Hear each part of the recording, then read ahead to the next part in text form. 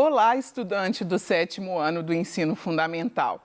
Sou Mônica Couto, professora de Geografia. Como você tem acompanhado, ao longo das nossas aulas aqui pela TV, estamos no 7º ano estudando sobre o nosso país, o Brasil. E na aula de hoje, a gente vai pensar um pouquinho sobre consumo e meio ambiente, pensando o papel do Brasil nesse espaço e o relacionando com outros países do mundo. E na aula de hoje, então, juntos, qual é a nossa intenção? A intenção é que juntos a gente consiga compreender as dinâmicas de produção e circulação de mercadorias e sua relação com o consumo em massa e a geração de lixo. Então, a gente vai pensar um pouco sobre essa cadeia produtiva de produção de mercadorias, a circulação disso dentro do Brasil e não só dentro do Brasil, enfim, estamos num mundo que é globalizado. E vamos pensar o que isso acarreta na geração, por exemplo, desses resíduos sólidos. Nós vamos analisar também como o nosso modo de vida, ou seja, como os nossos hábitos interferem mais ou menos nessa degradação ou nessa conservação do nosso ambiente, do nosso planeta e aí pensando o nosso território brasileiro. Então, para a gente começar, você já parou para pensar de onde vem e para onde vai tudo o que a gente consome? E aí, desde o pão que a gente busca lá pela manhã na padaria, até o celular que a gente utiliza, até as nossas roupas, o caderno que a gente escreve lá na escola, na matéria de geografia, de ciências, de onde vêm esses produtos e para onde esses produtos vão quando eles para nós já não servem mais. E aí eu te apresento a cadeia produtiva. A gente chama de cadeia produtiva esse processo, esses estágios que vão desde a extração da matéria-prima para a geração de um determinado produto até o seu descarte e o seu tratamento. Então, quando a gente fala de um determinado produto, vamos dar o exemplo do papel, o seu caderno. A gente precisa da matéria-prima para ser produzido aquele caderno. E a matéria-prima principal, a gente não vai pensar lá se o caderno é de arame ou não, mas vamos pensar na folha em si, a gente está dizendo da celulose. Então, é preciso que na natureza existam árvores. Hoje em dia, geralmente, florestas plantadas. Geralmente, a gente faz uso aí para a produção de papel, da madeira e da celulose vinda das árvores de eucalipto. Essa celulose foi extraída, veio para uma indústria para ser beneficiada, ou seja, para ser transformada nessa folha branquinha, pautada, que a gente consegue fazer os registros dos nossos conhecimentos. Depois que esse caderno está pronto, isso precisa ser embalado e precisa ser encaminhado para a distribuição. Essa distribuição, a gente precisa pensar que vai ter o transporte da extração para a produção, o transporte da produção para a distribuição, até chegar na papelaria, naquele armarinho lá do nosso bairro, que vai fazer a comercialização desse caderno. Vamos até esse comércio e fazemos a aquisição do caderno. Levamos para casa, levamos para a escola durante um ano e aí vale a pena pensar que é muito importante a gente aproveitar bem esse caderno. Eu sei que às vezes se torna uma coisa instigante fazer as bolinhas com a folha do caderno, mas a gente precisa pensar que por menor que seja a nossa ação, ela é uma ação que contribui com o ambiente se a gente dá conta de fazer um melhor uso e conseguir não gerar desperdício, por exemplo, quando a gente pensa esse caderno. E depois de um ano, você guarda esse caderno? você descarta esse caderno? E aí, pensando qualquer outro produto do nosso cotidiano, isso vai ser, né, destinado aí para passar lá o caminhão de lixo que passa nas nossas casas e isso vai ser levado. E será que na nossa cidade há tratamento adequado para tudo isso que a gente consumiu e aí o caderno está entre esses elementos e a gente descartou? Como é que a natureza recebe tudo que a gente não faz uso mais? E como é que essa extração, a necessidade de ir lá, extrair novamente para gerar novos bens, qual é o desequilíbrio, o que essa natureza sofre quando a gente precisa intensificar a extração? E aí pode ser a extração de petróleo, pode ser a extração de minério, pode ser a retirada de uma floresta para ampliar o cultivo do milho, da soja ou a criação do gado. Pode ser uma série de coisas.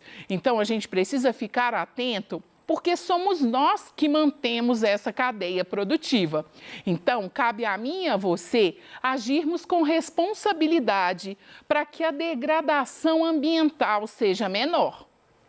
E aí, você deve estar se perguntando, a produção e o consumo, elas acontecem da mesma forma em qualquer lugar do mundo? E aí, eu trouxe um gráfico que a gente chama de infográfico, porque ele é um mapa, mas ele não tem aquelas características cartográficas para a gente conseguir caracterizá-lo simplesmente como um mapa. Então, aqui a gente tem um infográfico, ou seja, a informação que é mapeada, mas ela é apresentada no mapa mundi, mas também em um gráfico. E esse infográfico, ele traz abundância traz consequências. Então, o título do gráfico, do infográfico, já faz a gente refletir. Abundância traz consequências. E, de repente, ele traz uma outra frase. Países mais ricos respondem por quase a metade do lixo produzido no mundo. E aí você vai observar que esses países mais ricos do qual o infográfico está abordando, eles são esses destacados em vermelho no nosso mapa. E eles coincidem com os países desenvolvidos aí, os que são caracterizados como com maior grau de desenvolvimento tecnológico e, por isso, com maior condição financeira. Então, a gente tem a Oceania, a gente tem a Nova Zelândia, a gente tem alguns dos países da Europa, né? O leste europeu menos, mas o oeste da Europa e todos. Na América, temos os Estados Unidos, o Canadá. E temos a Guiana aí, que deve estar chamando a sua atenção, esse pontinho vermelho, na América do Sul. E aí, o que a gente está dizendo? A gente está dizendo que as nações mais desenvolvidas, elas acabam utilizando a natureza e consumindo além do que verdadeiramente necessitam. E isso faz com que a gente tenha esse título, né? A abundância traz consequências. Será que de verdade a gente precisa sempre estar com, por exemplo, o celular da última moda, a roupa da última moda? Será que de verdade a gente precisa de muitos pares de sapato tendo apenas 2 pés? E aí são coisas que a gente precisa refletir.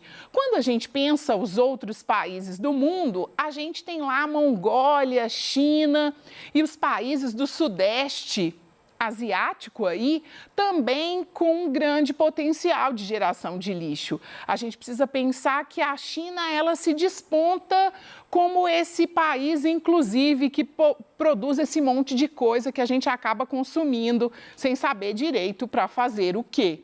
E aí, a gente vai observar no mapa alguns países e algumas regiões, e aí eu chamo a sua atenção para o continente africano, onde esse consumo ainda é menor. E esse consumo é menor tanto pelo modo de vida daquela população, que ainda a gente tem muitos povos tradicionais, quanto também por essa desigualdade. Ou seja, a gente tem alguns países onde a população não tem capital para consumir esse tanto de bem que lhe é apresentado. Então, guarda essa ideia de que a abundância acaba trazendo consequências. E você deve estar se perguntando, e no Brasil? Como é que fica essa destinação de tudo que nós brasileiros produzimos enquanto resíduos? Aqui tem duas informações. A primeira diz sobre o total de produção de resíduos sólidos urbanos. Então, por dia, são recolhidas 215 mil toneladas. E aí, lembrando que a gente tem um país com urbanização muito elevada, 80% da nossa população reside nas cidades, vai acabar justificando esse grande volume de lixo, que eu e você podemos contribuir para reduzir. Porque é possível fazer atitudes pequenas e fazer com que, por exemplo, da nossa casa, o descarte de lixo seja menor. Se a gente pensa o lixo orgânico, se você mora, por exemplo, numa residência onde existe quintal, é possível fazer a compostagem? Ou seja, transformar esses restos, casca de fruta, de legumes, em matéria orgânica, em algum adubo para, de repente, plantar uma horta. Então, existem possibilidades. Mas você também pode recusar, de repente, aquele excesso de embalagens que a gente sempre recebe. Então, é possível que, enquanto cidadãos, a gente consiga contribuir para que reduza essa geração de lixo no nosso país. E aqui tem por região, então, a coleta de lixo.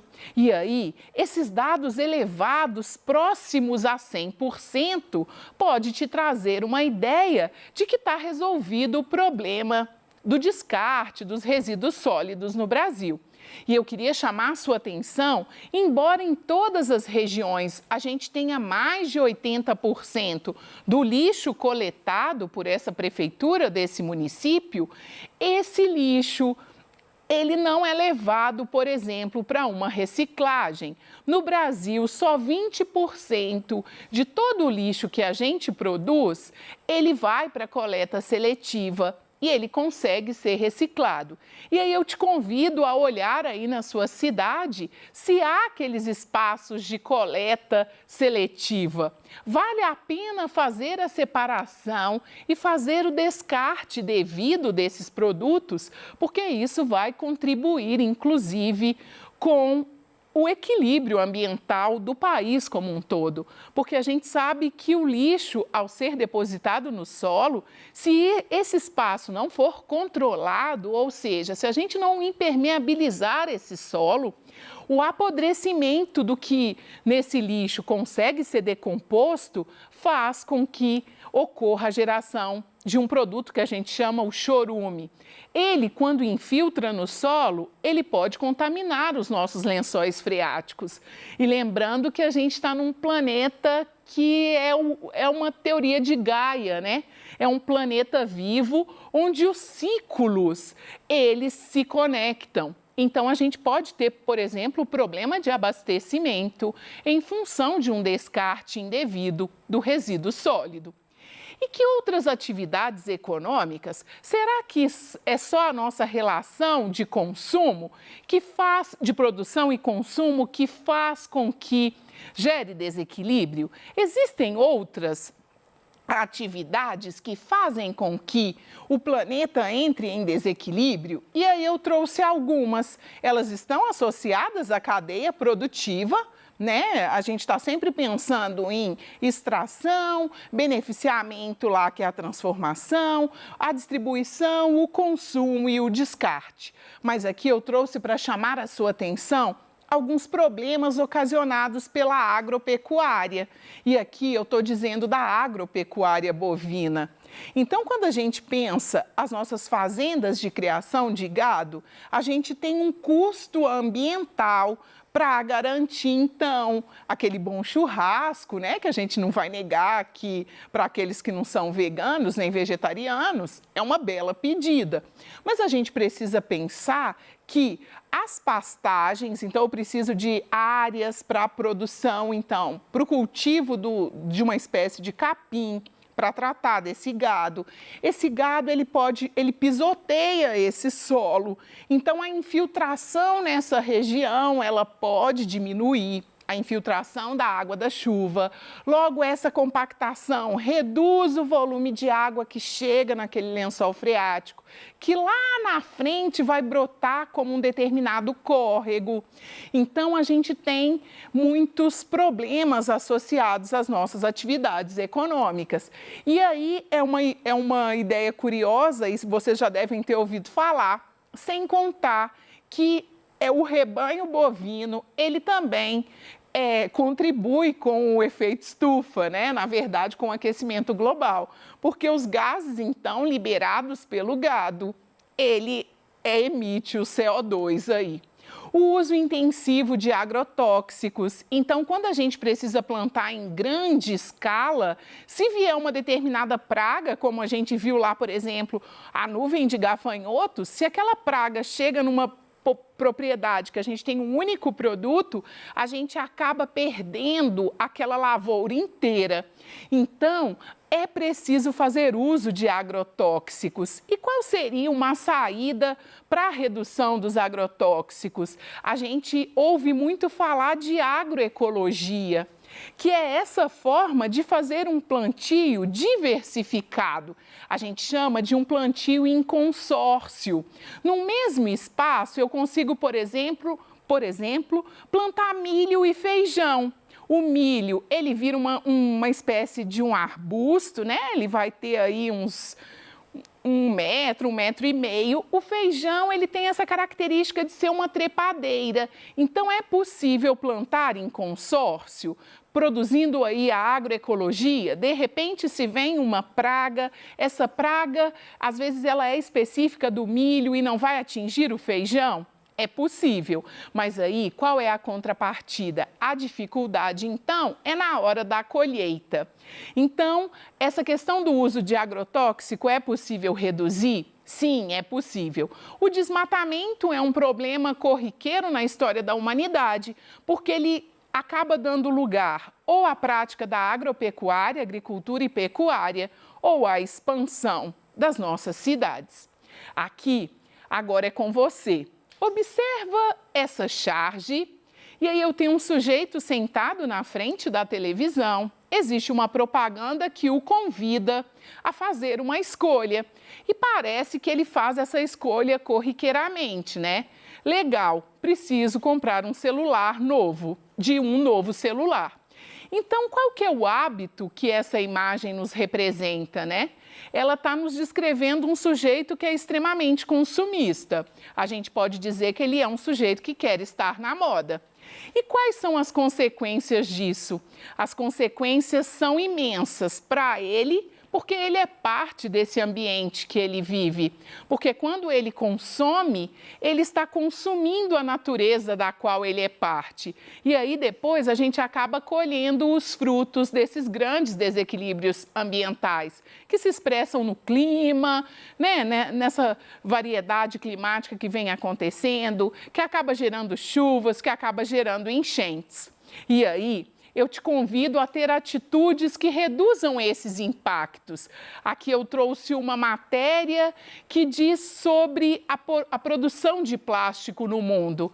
Produzimos 822 mil torres Eiffel, né, de plástico desde 1950. Então, imagina a quantidade de plástico que produzimos. E gostaria de te lembrar que plástico é derivado do petróleo.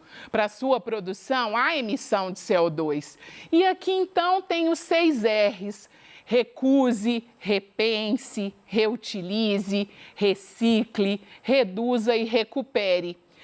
Busque sempre recusar. Se não for possível recusar, busque cumprir os outros R's. E na aula de hoje, a gente percebeu que boa parte da população mundial consome, e brasileira, consome mais do que precisa verdadeiramente para a sua sobrevivência. Então, pense sempre os seus hábitos de consumo.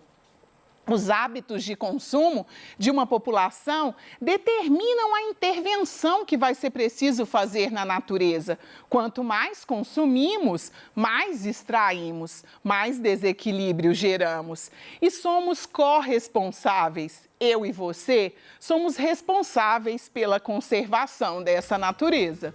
E aqui fica uma reflexão. Qual é a pegada que você está deixando no Brasil e no mundo? Até a próxima aula!